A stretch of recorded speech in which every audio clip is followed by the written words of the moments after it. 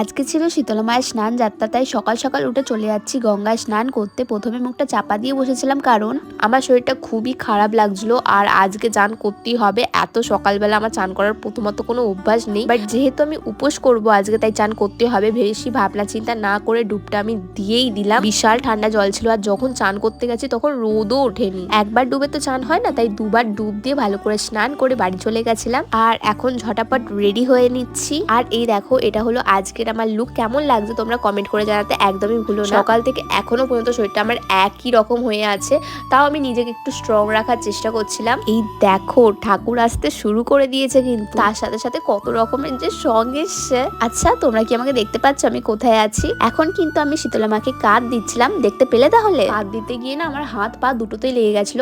আর আজকের দিনটা কিভাবে সেলিব্রেট করেছি আমরা সবকিছু তোমাদের সাথে লং ভিডিওতে শেয়ার করে দিয়েছি। ক্যাপশনের উপরে লিংক দিয়ে দিলাম, যাও গিয়ে দেখে নাও।